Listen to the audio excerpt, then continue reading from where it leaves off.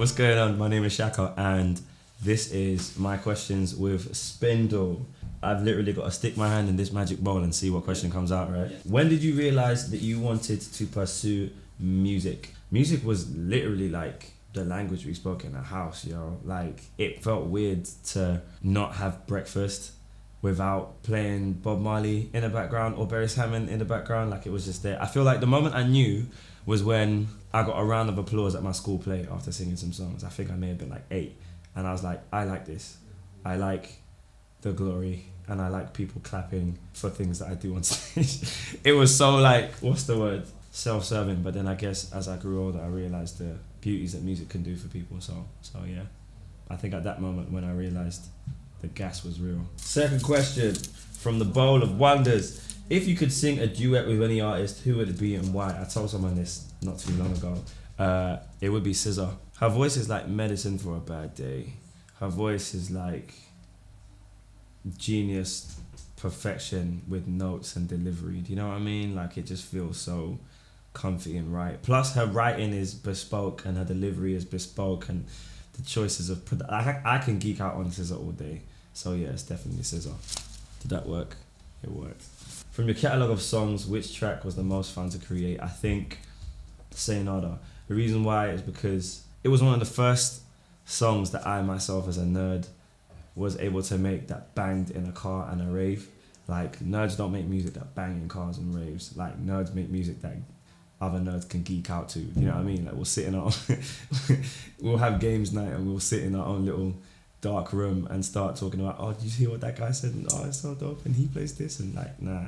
I saw new types of people coming to my show. I saw baddies. Like, it was a good day for me. That, aside from the fact that I was talking about like breakup, not many men talk about breakup on wax, you know? So for me, it was like, okay, cool. Like, I found a way to talk about something vulnerable that a lot of my friends can relate to without maybe feeling weird about it. It felt comfy. If you could eat one thing for the rest of your life, what would it be? Ramen. It would be ramen from tonkotsu, coupled with a side of sweet and sour spicy wings. If not that, then there's a spot called JD's in Lambert Grove, and they make the best brown stew chicken, rice and peas in the world. I said it. Jackie, I love you.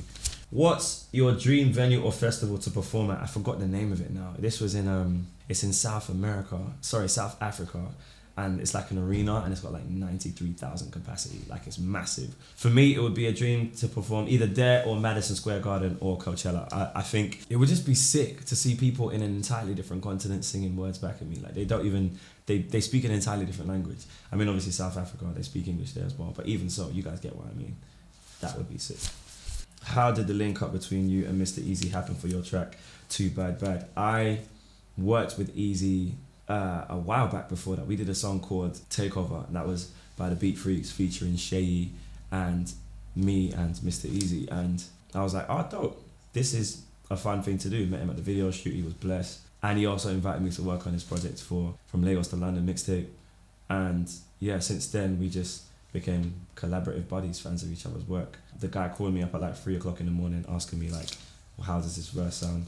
Whilst scratching the crust from my eyes, I was like, yeah, it sounds hard, and you know it sounds hard. You do not need my opinion, Mr Eazi. You know you're sick. Bear in mind, he did it whilst he was on tour. So shout out to Mr Eazi, one of the hardest working men in the music business. What's your favorite aspect of performing? My favorite aspect of performing is seeing people hold their chest or their hearts while singing a lyric that I wrote in my bedroom.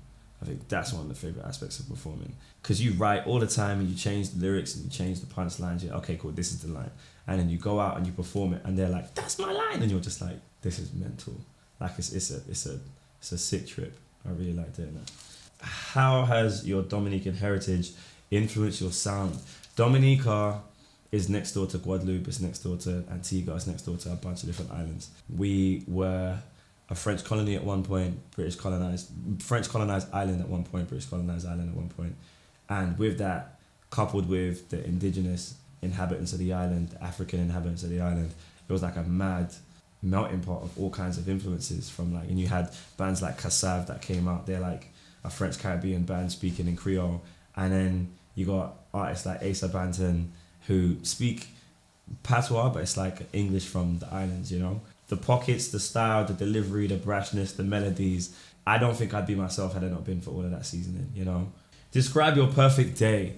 Okay, wake up, load up my phone, write down 30 things that I'm thankful for in my life. Hit the gym, murk a gym session, shower because I don't want to stink for women, breakfast, meditate, make a banger, have some lunch, play Overwatch for about half an hour, finish the banger, pat myself in the back, get back home, have a phone call with family and friends, play Overwatch for another hour, watch some anime, bed. We're at the end of the bowl. It's a dead out bowl. What's going on? Is there a genre of music that has shaped you as an artist? There isn't one. There's like 10.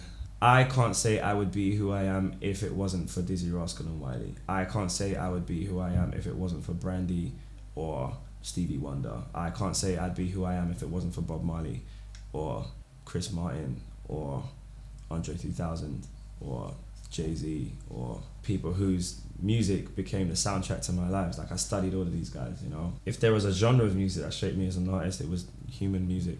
Sorry for being so cheesy, but it's the truth. Well done. Peace and love. Oh, you say